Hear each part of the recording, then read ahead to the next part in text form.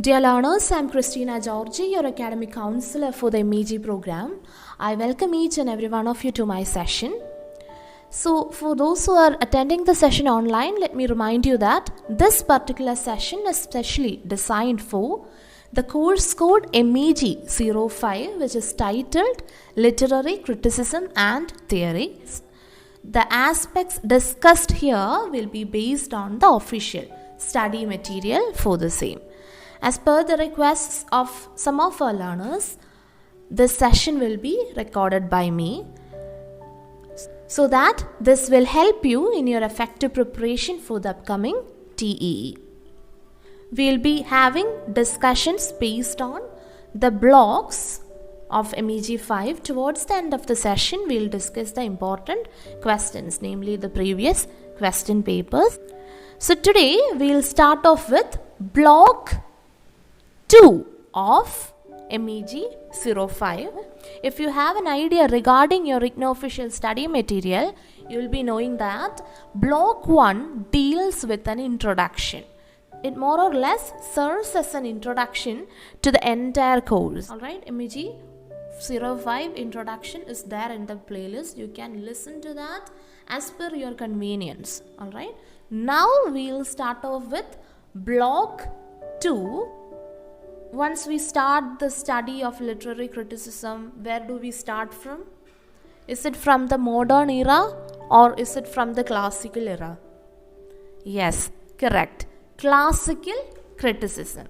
Dear learners, this very block we are studying today is titled Classical Criticism. A quick question.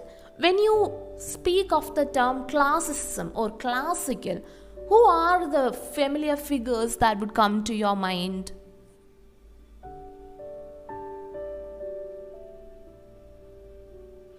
Yes, there is another person. Plato is correct. Yes, Aristotle. Plato and Aristotle. We will study both these literary figures in this block. A detailed study would be there. For those who have done your BA, you must be already having a foundation. So this would work on the said foundation that you have achieved during your BA days. Nevertheless, for those who are not that familiar, let's have a quick discussion regarding literary criticism. So it's a question that I should ask you. What do you mean by the term literary criticism? What is your understanding of the term literary criticism?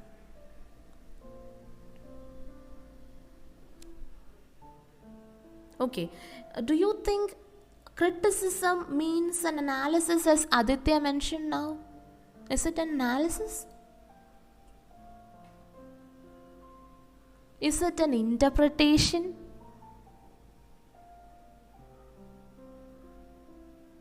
Oh, so you people were waiting to text the whole sentence. Okay. It seems like some of you have an idea. Good. All of you should be having an idea because this is a basic BA topic. No problem. I'll help you revise the idea.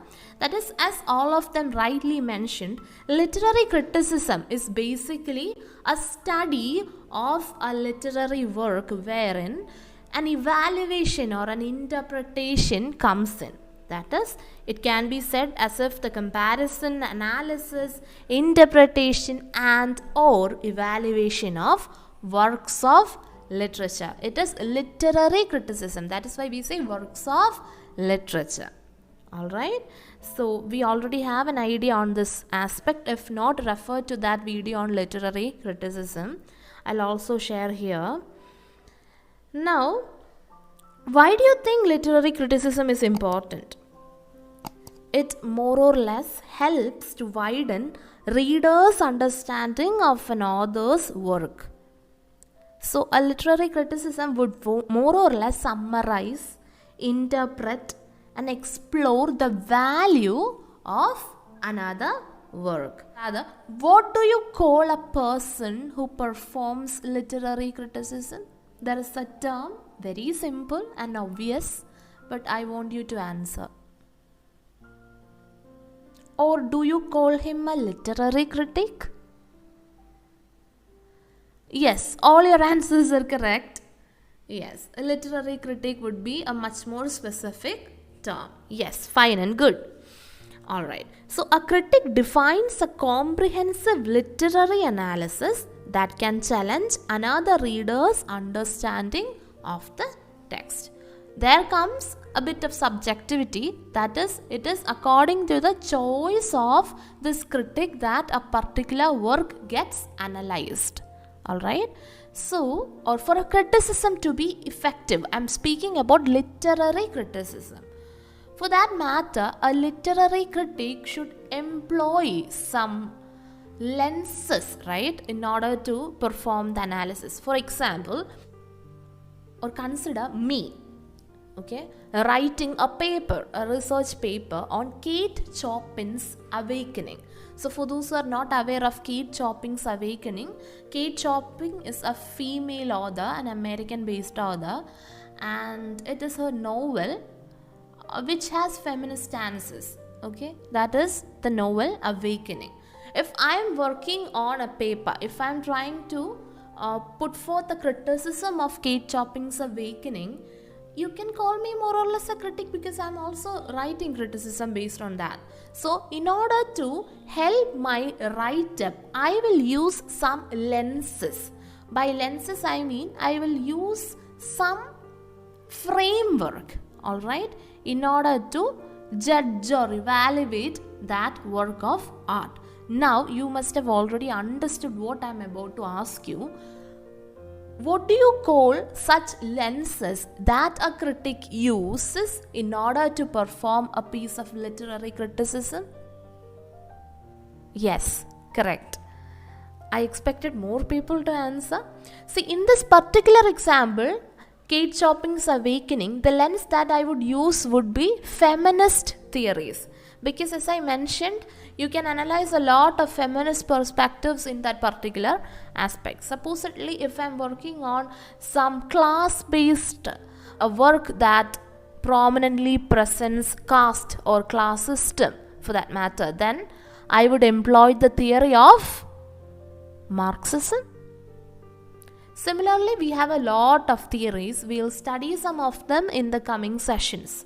Alright, so I would say literary theory would be those theories that would aid your write-up with respect to literary criticism. Does that make sense to you? Yes, that would do.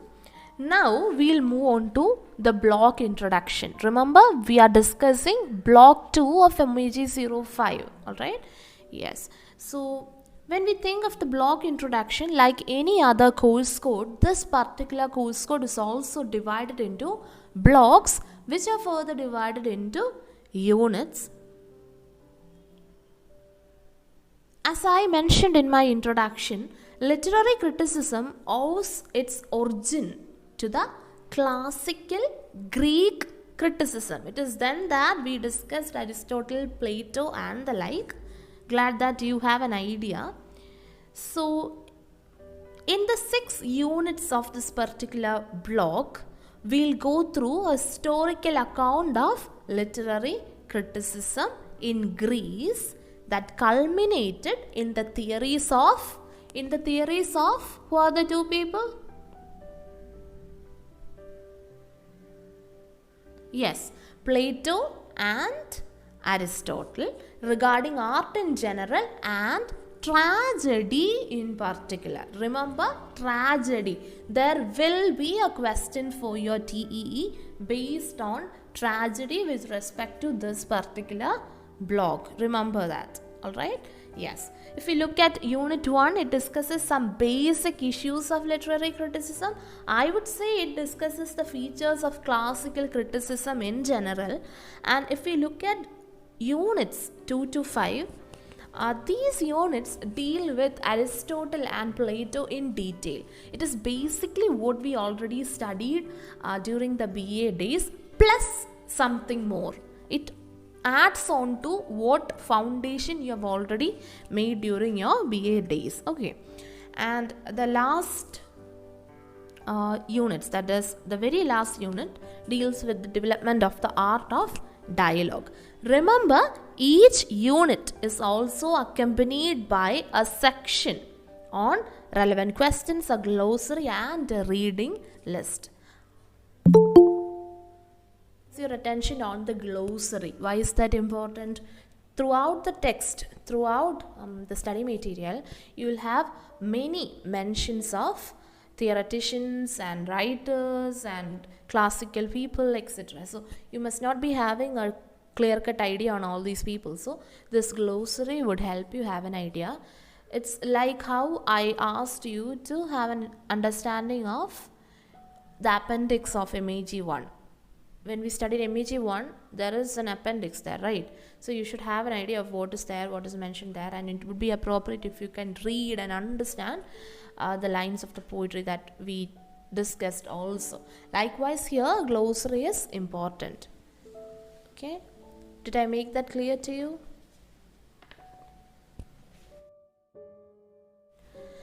Yes, good. Thank you. So moving on to the features of classical criticism. It is an important session that you should have an idea of. Firstly, we'll discuss that it is imperative to have an analysis, a discussion on the difference between our present culture of appreciating literature and what was existent during the ancients. Remember, for them, everything was performed, right, in real time. Now that we can store a work of art and postpone our response to it, we can always re-watch it or reread it. We can store this work of art and we can, postpone our response to it. We can either respond now or later. We have that freedom. But the ancients didn't have such a freedom. They had to perform and respond at the same time.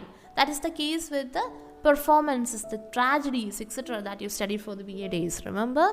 Yes. So because of this aspect of immediacy of communication, which was prominent in all the ancient arts. In all the arts, it was the same situation. Whether poetry, music, or even philosophical dialogues. So, a strong emotional response from the audience became inevitable. What do you mean by the term inevitable? Inevitable?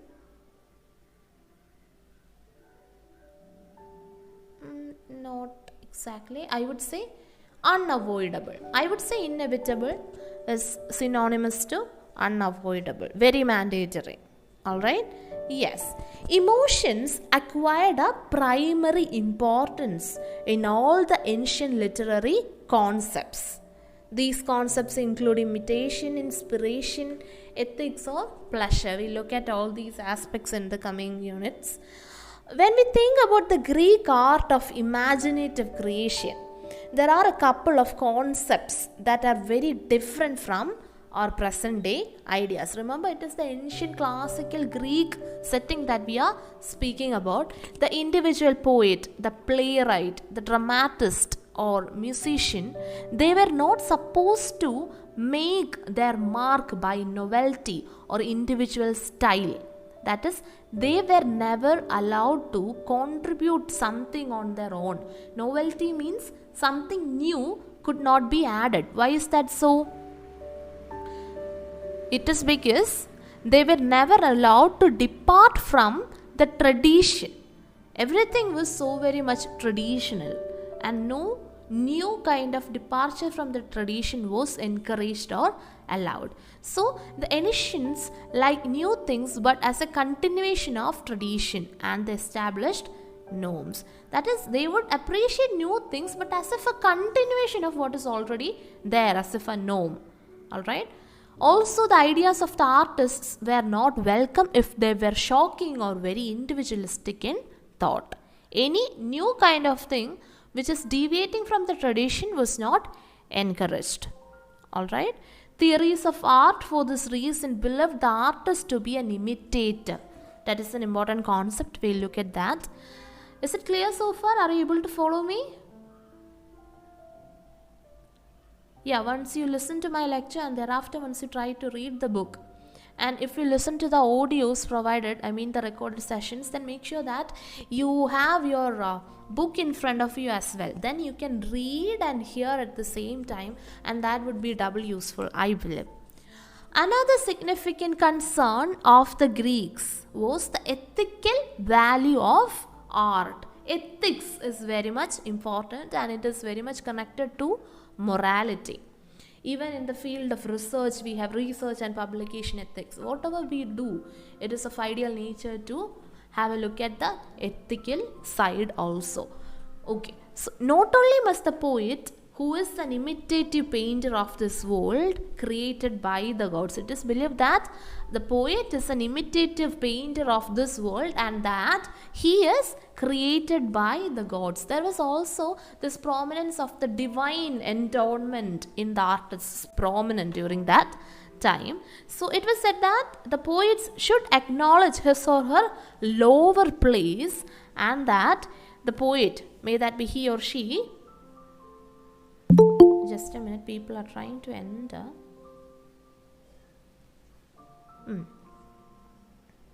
So whatever work this person produces should be good and useful. That is also important. So we can say that the ancients left room for innovation but not for experimentation. Okay, no experiments were conducted in the field of literature or literary outputs, I would say. So the capacity of art to please by emotional arousal was also a demand on the poetic imagination. When you speak about emotional arousal with respect to the literary background of the classicists, there is a term that should come to your mind with your limited BA study information.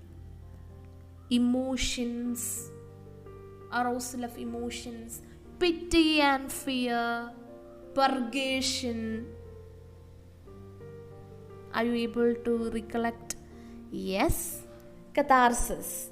Catharsis is a concept that every BA student must have learned, and we have a detailed understanding of this particular term here also.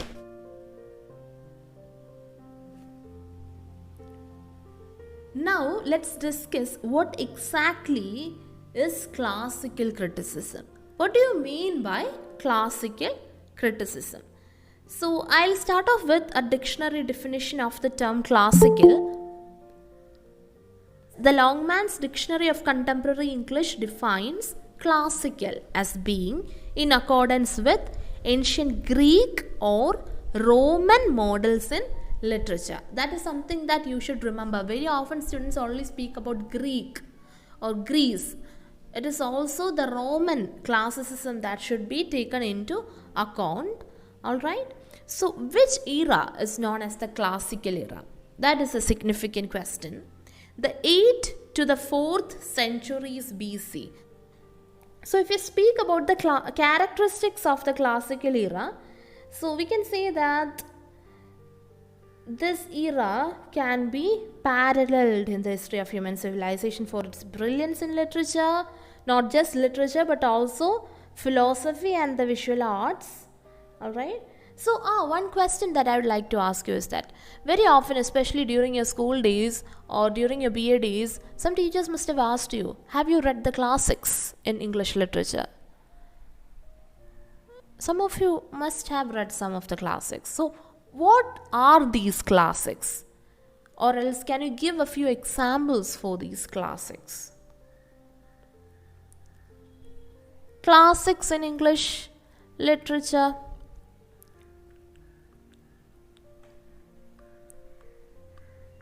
I would say Pride and Prejudice as if a typical, a quintessential classic. Have you heard of Pride and Prejudice? Has anybody read Pride and Prejudice? It is a very interesting text. Yes, text I would say. There are also movies on Pride and Prejudice. Yes. But at times, something is lost in adaptation very often. Okay, that was a quick deviation that would interest your attention. Now coming back to what we were discussing, classics. So classics are works of fiction, like the examples that you mentioned, Shakespeare's texts, Jane Austen's texts, or all those relevant to all ages through all times. I would say classics are the texts that would stand the test of time. These works are relevant to all ages through all times. So classics are books that have stood the test of time for their relevance, their universal appeal, simplicity, regularity of form, and a sense of beauty and balance. Remember, long before the term literary criticism came into practice, literary theory existed as far back as 4th century BC. Do you know the earliest work of literary theory? It is considered that Aristotle's Poetics is an early work of literary theory. We can say that Plato and Aristotle in Greece and Horace and Longinus in Rome. Here in our MEG syllabus, we are not focusing our attention towards the Rome or the literary figures such as Horace and Longinus to a greater extent. We are focusing our attention to Plato and Aristotle, but never ever forget that Roman aspect also. Okay, always remember, whenever we refer to classics, it's Greek and Roman. We are focusing our attention towards Plato and Aristotle, who belong to the Greek classicism. Alright, so these people formed the core of classical criticism in ancient times. The Greeks influenced the Romans. Okay, in that way, classicism denotes both the ancient civilizations of Greek and Rome. And as I mentioned, this particular block that we are studying today concentrates only on Greek critical theory for practical purposes. Another reason is that Greek civilization is older than its Roman counterpart. Remember what I said? The Greeks influenced the Romans, or in other words, Romans were influenced by the Greeks. Alright, when we think about Roman criticism, the two figures that you should remember are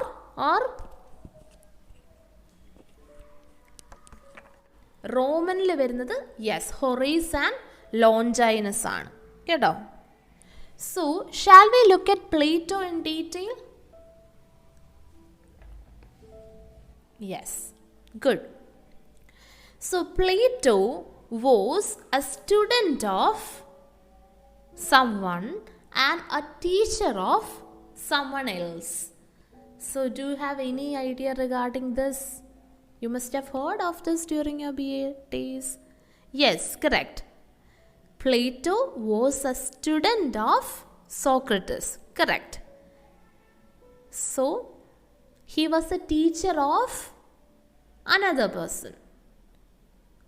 Yes, correct. Aristotle. I'm so happy to see all those responses. Oh, nice. So, for those who are not aware of this, let me put this in words for you. Plato was a student of Socrates and a teacher of Aristotle. Okay? Yes. So,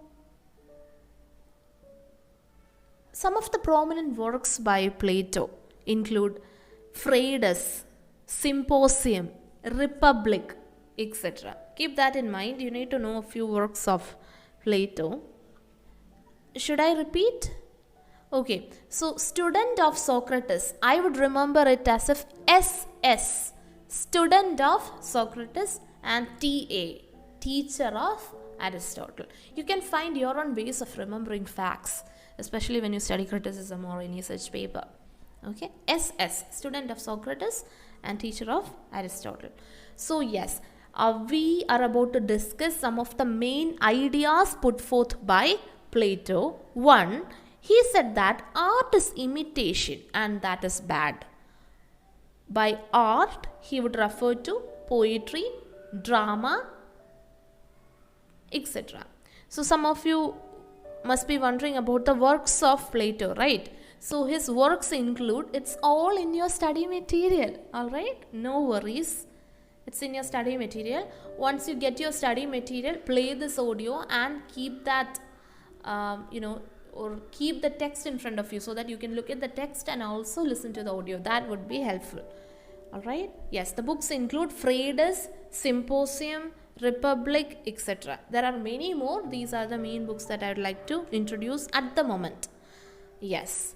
So, about his ideas, art is imitation. Art is inferior as it's just an imitation of worldly images. He wants to banish poets. He believes art is harmful for ideal society.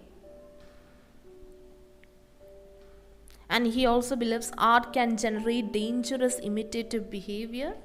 So it is in the book Republic, I believe book 2 of Republic, that he condemns poetry as evil, fostering habits and vices in children. He in a way believes that literature is harmful to society. So if you look at your study material, section 1.2.2 would describe Plato's main ideas. One prominent idea is imitation, and Plato called poiesis an imitation. There is another term for imitation, the technical term that we very often use for imitation. Yes, mimesis. So that is a key term in literary criticism paper. If there is a question from classical criticism, make sure that you use terms such as mimesis, catharsis and all other relevant key words that I mentioned in class, and it's also given in your study material. Alright, so Plato called poiesis an imitation or mimesis. Why is that so?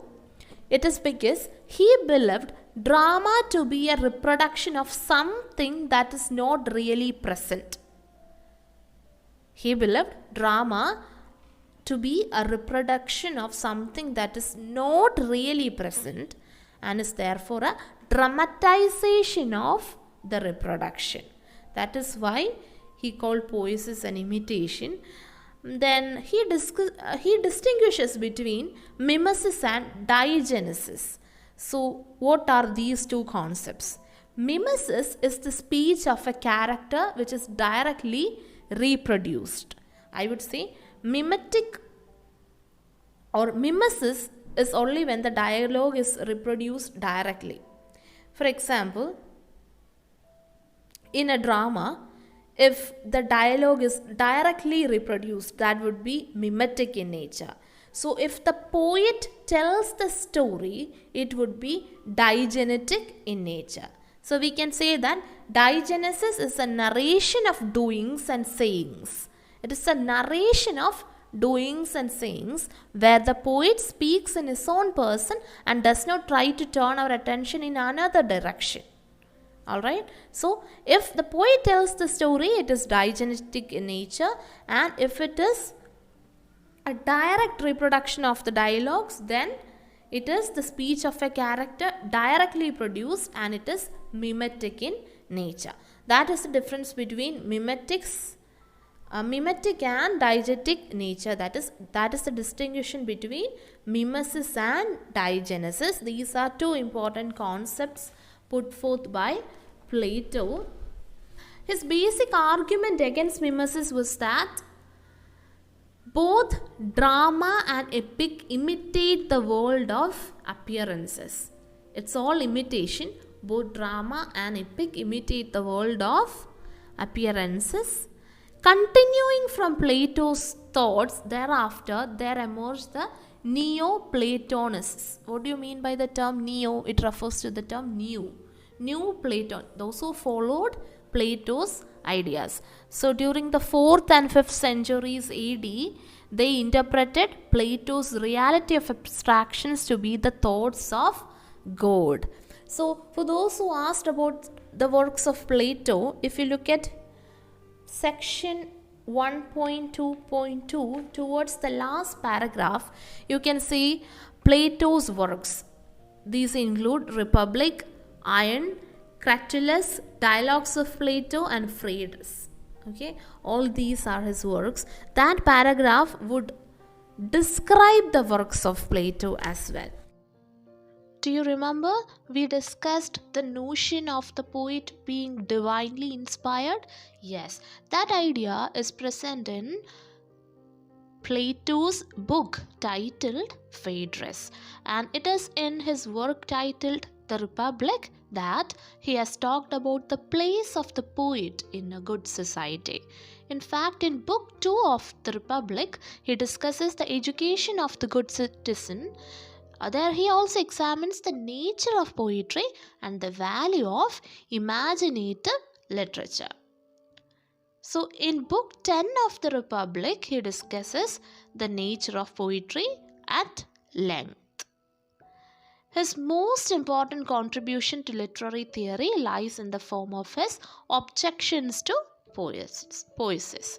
So, just remember that.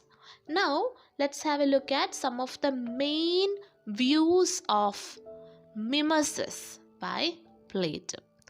So, this would be part of Unit 2 of your study material, that is Plato on imitation and art. I thought of incorporating it while discussing this aspect in the first unit as well. That is because for this particular paper, I feel this way would be more appropriate. So, Platonic view of mimesis. Mimesis, as we know, in Greek thought, it means making of one sort or another. So this is well recorded in Plato's writings. Plato gave a new metaphysical and epistemological perspective to mimesis, and thereby enlarging its meaning from making by human hands to making by universal force. So the use of the concept in the whole of Western tradition came to mean as if making a copy of some original which was never totally independent of the model. That is, it refers to making a copy of an original which was never totally independent of the model. Yes, the same idea that you studied for your BA days. So in the Greek usage, there was not only the term mimesis but others such as methexis, meaning participation, homoisis, meaning likeness, and paraplesia, meaning likeness, and which were close to the meaning of mimesis. All these were close to the meaning of mimesis. So these terms are also used to show the relationship between an image and its archetype. Reality is imitated or mimetized by thought, eternity by time. So it's mentioned that the musician imitates divine harmony, the good man imitates the virtues, the wise legislator imitates the form of God in constructing his state, God imitates the forms in the making of this world, etc. So these are all aspects of mimesis. Yet another important concept is the theory of forms. That is, imitation is not only a production, it is a following of something which the imitator must set before himself or herself. Remember the theory of forms, the example of the chair and others that you already studied? Yes. For every kind of activity, there must be an ideal to be followed. And every ideal or form must have its super form. But to avoid endless regression, Plato postulated that there was a primary form, which was the essential nature of every object or even thought. So, worldly objects are idols or imitative images of the ideal forms, and artists are in turn images of the objects of the world. That is, mimesis always falls short of the original. The original will be something more than the imitated aspect. That is what is mentioned here. It would be removed from reality, the imitated aspect. So in Plato's metaphysics, this is the general presumption. That is, for example, the worldly knife falls short of the ideal knife. Whatever that we see in this world would be actually not as great as the ideal thing. Similarly, Platonic mimesis, or according to that, all art remains a turning away from the truth. That is, it would be removed from reality. Yet another relatable concept is the lower status of art. That is, there are many kinds of mimesis that Plato has in mind. He postulates that sometimes mimesis is an accurate reproduction of the original, and other times mimesis may be a semblance. Phantasma is the term given. Phantasma means false representation, and he opines that poets and painters are adept at doing this. That is, they very often do this.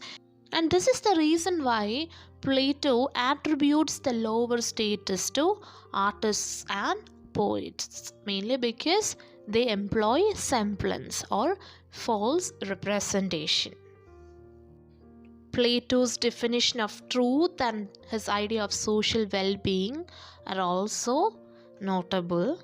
So by now we know that one of the most significant contribution of Plato to literary theory lies in the form of his objections to poiesis. So later his student examined the nature and differentiating qualities of poiesis and tried to prove that poiesis was true, serious and helpful. So who is this student? Yes, Aristotle. Now let's focus our attention towards Aristotle.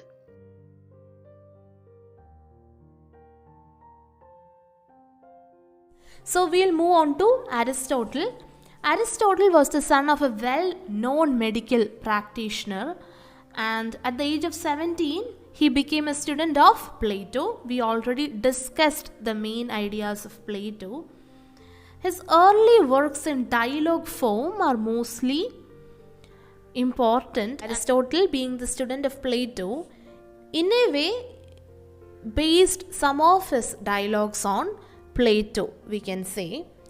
Now, though he followed Plato in defining poetry, he did not condemn it like Plato.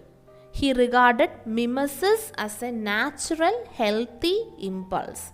For Aristotle, mimesis was a natural, healthy impulse. Speaking about the main ideas, Aristotle believed poetry to be something more philosophical and more worthy of serious attention than history. So the question comes, for Aristotle, which one was more important, history or poetry?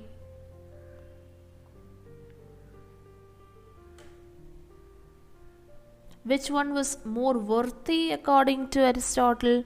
Is it poetry or history? Poetry. He believed that poetry is something more worthy of serious attention than history. That is because for him, poetry is concerned with universal truths, whereas history deals with particular facts. So we can say that Aristotle's theories are related to biological organisms. How does that make sense? We'll have a look at it. Just as each species of plant has its own distinctive principles of growth and fulfillment, so does each genre. Like each specimen of plant, each genre has its own principles of growth and fulfillment. I'll explain that. Each genre evolves in itself, as do species of plants. He speaks about the evolution.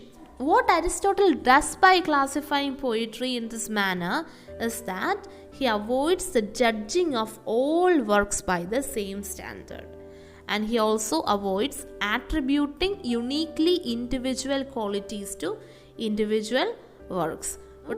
So he himself ends up considering tragedy to be superior to epics and the like. Tragedy, according to him, is superior than epics and the like. Earlier he said poetry is much more worthy than history. Later, Another contribution from his part is that tragedy is much greater than epics. So remember, all these concepts are not new to you. All these you studied during your BA days. You just have to brush up your memories. So while stating that tragedy is superior to the epic, he is largely guided by Oedipus Tyrannus. You have any idea regarding the story of Oedipus? Yes, you must have studied for your BA days, right? If at all there is anybody who is not familiar with the story of Oedipus, let me see if I can make a video. If we start discussing Oedipus story right now, it would consume a lot of time, okay? So I'll try to make a video on that, if in case you are interested. Yes. So Aristotle believed that both tragedy and the epic should have unity of action. Remember, it is Aristotle who postulated the unities of... How many unities are there? Which are they?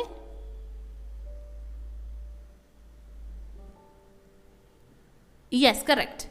Unity of time, unity of place, and unity of action. So, according to Aristotle, for a tragedy, there should be unity of action, place, and time. It is what later became very famous as the three unities. Another contribution of Aristotle is the notion of catharsis. See, there is often a confusion regarding the spelling of catharsis. In English, it is spelled C-A-T-H-A-R-S-I-S. But in textbooks, you may also find the spelling K-A-T-H-A-R-S-I-S. So, it's up to you. In English it is C, but K is also acceptable because of the notion and concept. Alright, so according to him, if a person watches a play, may that be the tragedy of Oedipus, when a viewer watches the tragedy of the hero, the situations that turn out would actually evoke pity and fear in the mind of the viewer, and that would serve as a purgation. Cleansing happens in the viewer. That is the concept of catharsis. Pity that arises out of fear, and the fear with pity as opposed to self-centered fear, is a concept that he has mentioned. He believed that such an evocation of pity-charged fear would imply a sense of awe and of something terrible about the befall of the hero. Such contemplation was directly opposed to Plato, who rejected both the poet and poetry from the Republic. Remember that. Aristotle, on the other hand, believed the evocation of pity and fear to be therapeutic to the audience and to serve as purgation or cleansing. Therefore, all these are key terms. Whenever you attempt your TEE, make sure that you mention all the key terms. Then, Aristotle classifies the various genres of poetry. That is, he discusses their nature, the goals to be followed, the appropriate effect of tragedy, and then goes on to talk about the type of tragic hero. Remember the tragic hero. Have you heard of the term tragic hero? Do you know any tragic heroes? Especially in Shakespeare, you must have studied tragic heroes. Yes, Hamlet, correct. Then, is Hamlet the only tragic hero? I would accept Macbeth. Then Othello, yes, King Lear. So ideally, the hero of a tragedy. Alright? Yes, we will discuss that aspect in detail when we discuss the constituents of tragedy and the aspects of tragedy put forth by Aristotle. According to Aristotle's theory, the status of a character must fit in with the actions that are attributed to him, so as to produce the desired emotion effect. That is also something that you should denote. The concept of Hamarshia and others we will discuss. So, we are about to deal with such aspects which would fall under units 3 to 5 of your study material. I am not mentioning the page number like I do always, because for this particular paper I have the old text that I used to teach a few years back. Okay, I don't have the new edition, so the page number would differ. That is why I am not mentioning the page number. So I would say units 3 to 5. Okay, these will be discussed now. The most important question from Aristotle would be the theory of tragedy or the elements of tragedy. Remember, there are 6 elements of tragedy. You should have a detailed understanding of all these elements. I know you have already studied, but at the same time, I'm aware of the fact that you have forgotten it. So it's high time that you revise. Okay. Yes. Before that, I'd like to focus your attention towards one aspect. That is, unlike modern theatre, ancient Greek theatre was religious. So before moving on to the 6 elements of tragedy and other related aspects regarding Aristotle's theory of tragedy, we'll have a quick look at the Greek theatre.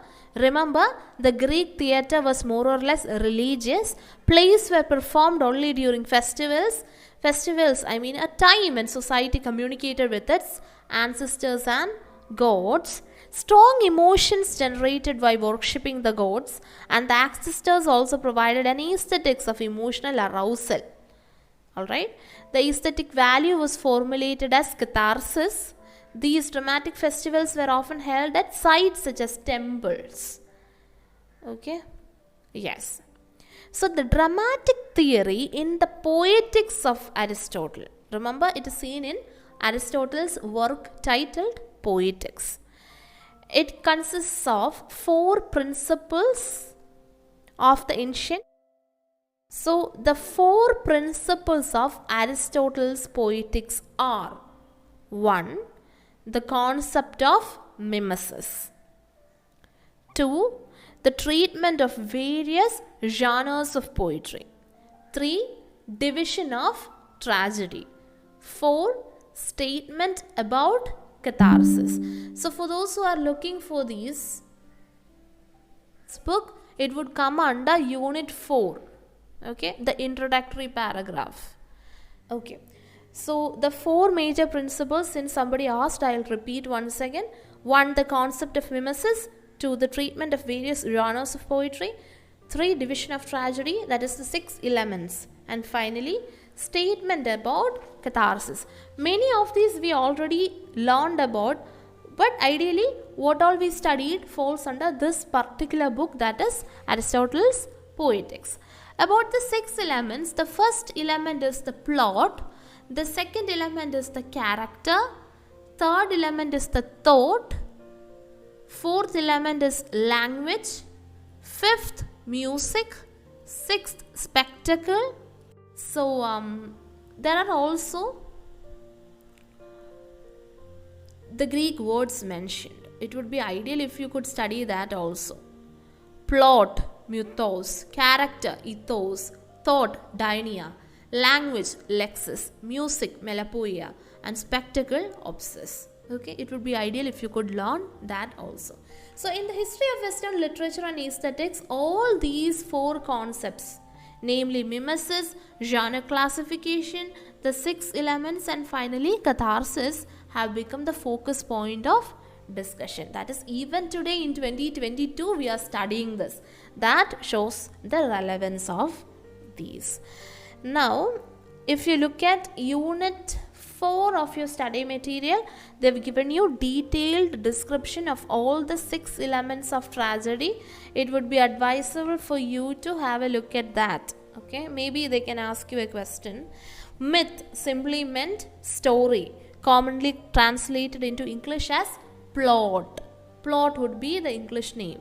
Okay, now when you think of plot, there are simple plots and complex plots. The first is without reversal of fortune and recognition of a past act. The second has both. That is, I will explain. If it is a simple plot, there wouldn't be some issues such as reversal of fortune and recognition of a past act by the characters there. But if it is a complex plot, there will be complexities such as reversal of fortune, recognition of a past act, etc.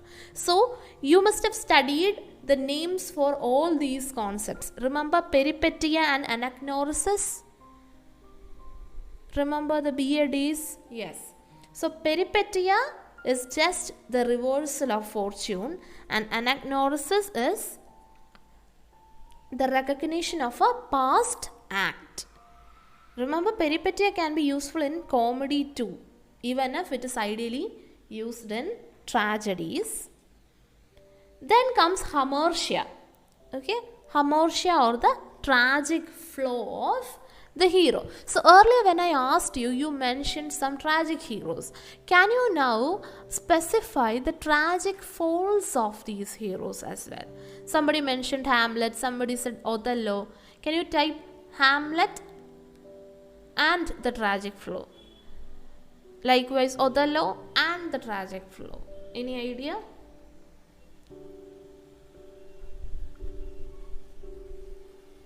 Yes, correct. I said procrastination is the correct answer. Okay. Yes. What about the next tragic hero? Macbeth. What about Macbeth? Yes, ambition would be the tragic flow of Macbeth. Right, ambition. Okay, ambition. Okay. He is an ambitious person, but ambition would be the tragic flow. Yes, I would accept that answer, even though I would rephrase it as if jealousy. For Othello, jealousy. And what about Lear, King Lear?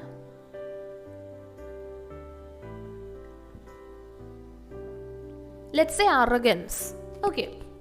So, when you write about tragic flow, Shakespearean characters, yes, Othello, jealousy. King Lear, arrogance. Hamlet, ambition. And who's the other person left? We would consider arrogance, okay, as the tragic flow. Okay, I'll repeat it once again. I remember it as if HOKM. Okay, when I was a BA level student, I used to have this acronym for study. I used to remember HOKM as the 4 greatest tragedies of Shakespeare. H for Hamlet, O for Othello, K for King Lear, and M for Macbeth. So using this trick, let's expand, or let's try to figure out or summarize their tragic flows. So firstly comes H, Hamlet. Hamlet's tragic flow is, yes, like you said, procrastination. O, Othello, his tragic flow is jealousy.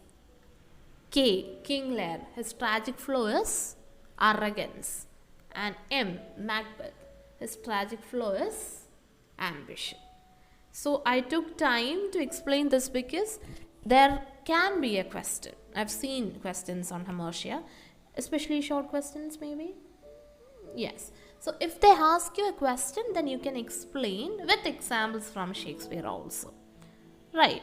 So that is why I helped you out with this.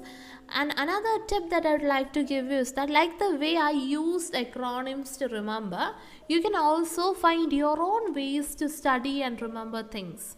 One way would differ from the other. If I find acronyms useful, you must be finding mind maps or some other technique useful. So find what technique would aid you in your study to remember such things, then make use of that particular technique in your study. Okay, that would help you in a great extent. Then we were discussing the constituents of tragedy.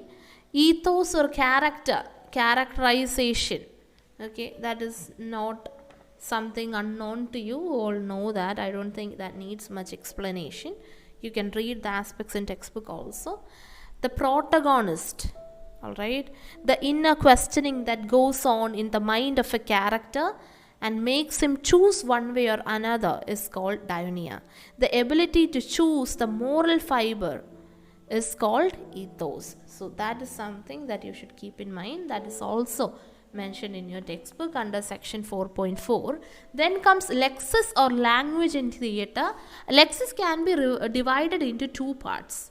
Lexis in a tragedy can be divided into two parts, that is the spoken form and the sung form. Remember, during your BA days you must have studied the structure of the Greek theatre. Yes, the chorus and things like that. Yes, keep all that in mind. Then melopoeia or the musical element, that is also mentioned. The application of music in theatre. The visual content is also important. The opsis is there. Dances, all those comes under the visual element. So we can say that while Plato's primary concern was to see the function of tragedy in the utopian state, Aristotle's aim was to analyze tragedy as it was to be found in Greek culture. He is the one who more or less associated, or what we say, more or less related to the Greek culture. Who's that? Aristotle. Plato was more or less envisioning everything in the utopian state. We can say that. Alright, that was all about Plato and Aristotle. Now we'll move on to the concept of dialogue. This is what is explained in the last unit of your study material on block 2 titled Classical Criticism, which is part of the course code MEG 5 titled Literary Criticism and Theory. Remember, it is literary criticism and theory. I have seen many people writing literary theory and criticism. Our course is titled Literary Criticism and Theory. It is very important to have a deep understanding of, at least it is very important to be aware of what your paper title is. Alright. Yes, it is useful because whenever you fill in applications for registration, re-registration, then for your exam, the booklet, even there you will have to fill in. Okay, so keep that in mind. We can say that literary criticism and theory, they are forms of dialogue, we can say. The world or the world dialectics appear in English in the 14th century. That is, dialectics is the art of discussion and debate. We can say it is the investigation of truth by discussion. Discussion or debate. That is why the concept of dialogue is important. So, extending from Plato's dialogues, dialectics play a very important and influential role in German idealist philosophy also. When we speak about German philosophy, we need to remember Kant and Hegel. Okay, these two were the contributors and propounders of dialectical criticism. This is a question that used to be there for all these competitive examinations, if at all there is anybody appearing for them. Dialectical criticism, the two persons, Immanuel Kant and Hegel. Kant and Hegel, just remember that. Alright, so all these explanations or all these aspects that we discussed so far, those aspects that we discussed so far would give you an introductory background to the main features of classical criticism. Now, we'll have a look at the forms of ancient Greek thought. They are namely oratory and rhetoric. So I'll help you with the beginnings and the flowering. That is, the art of oratory is one of the well-noted skills among the heroes of Homer's Iliad. So there is not much in terms of formal system in these speeches. But then the art of public speaking as a potent instrument of swaying public opinion through argument was successfully practiced. Okay, public speaking and its influence in public opinion, such things were there. See, public speaking became more prominent with the rise of democratic states in the 15th century.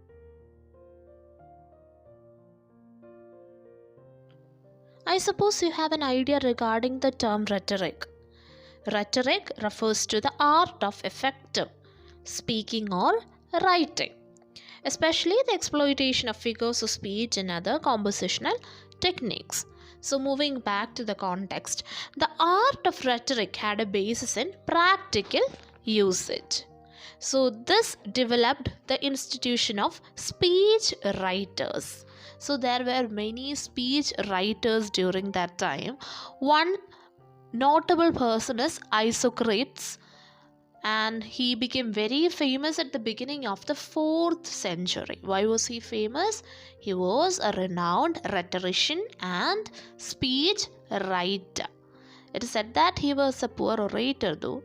Anyway, a good number of the works of Isocrates were written as tracts, and these tracts contained arguments for political causes of the period. The introduction of an educative purpose into rhetoric was in fact a trademark of this period. The movement was later taken up by Plato, and it was Plato who emphasized in his tract writings, namely Phaedrus and Gorgias and others, that the moral value of good and effective speech matters. Remember, it is seen in his works Phaedrus. Nevertheless, the most detailed treatise on the subject is by Aristotle, and this is called the Rhetoric. This particular work is written in 3 parts. He first puts forth the idea that the theory of rhetorical argument is distinct from the philosophical argument. Thereafter, he goes on to deal with the art of appealing to the emotions and prejudices of the audience. And finally, he deals with the subject of the style to be adopted. We can say that Aristotle's Rhetoric is the most exhaustive text that gives an account of the style that an orator or a rhetorician may employ. It is also the most detailed analysis of human emotions found in antiquity.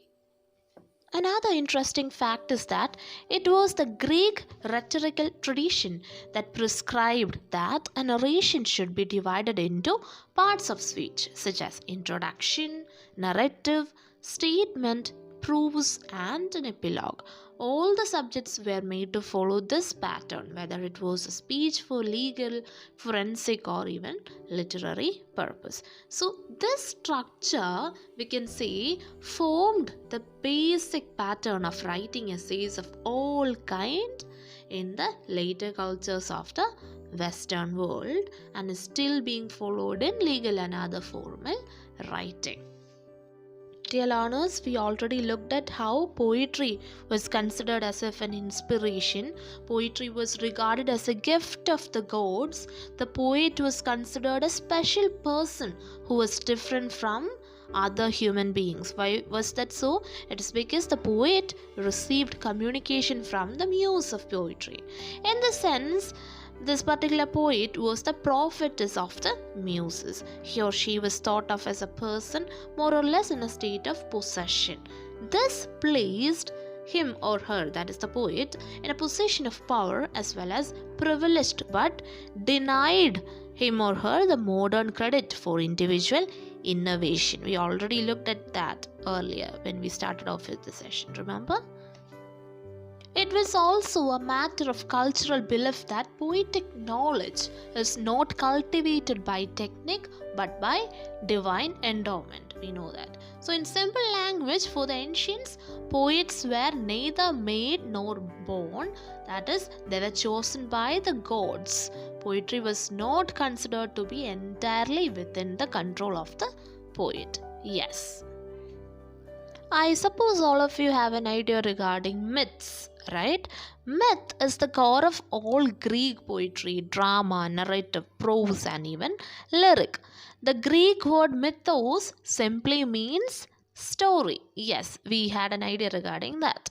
So there are various modern theories about what is the purpose of myths and what practical utility they have in a culture.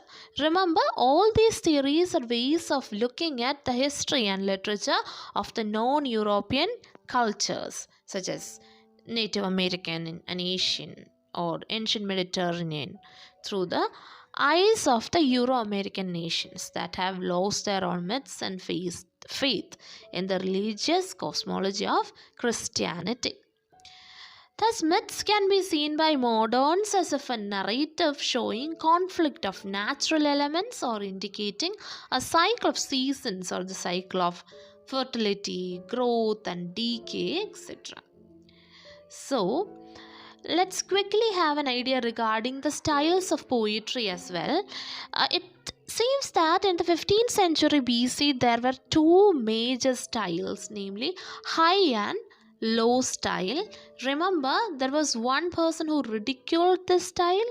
Yes, you studied that for BA. Remember Aristophanes? Yes, it is this person.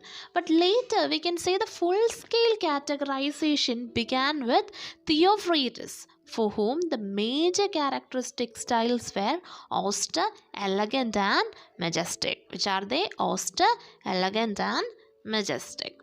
Similar is the case with music. Music is considered as integral to literary composition. The Greek had their own ways and traditions to deal with that. The monophonic nature of Greek music, the Greek musical scales, emotions, ethics, and musical modes, all of these are also given in your study material. When you have time, you can have a look at that. The concept of mimesis we already discussed. So in short, we can say that in the classical times the main issues were different from our modern concerns, obviously, mainly because of cultural differences and also because of a different technology that governed the conditions of communication. As in the ancient world, literary compositions were not entirely secular. Most often they were part of religious or semi-religious activities. Remember, the spoken word was constantly associated with the physical movements of the orator or the actor for that matter. Today we focused our attention predominantly towards classical criticism. There we studied in detail critics such as Plato and Aristotle. Thereafter, we incorporated each and every unit of this particular block into our study. We couldn't go unit by unit because that would not be appropriate considering the time constraints of an academic counseling session. But I suppose you got a clear-cut idea regarding the background or regarding what happened during the classical times and how significant classical criticism is. Even today we are studying this in 2022, right? Dear learners, make sure that you refer to your study material. I am referring to the IGNOU official study material, and prepare effectively for your TEE. So we had a quick overview of block 2 of MEG 05. In our next session, we look at block 3, which is titled Romantic Criticism. So till then, take care. Thank you for joining and take care.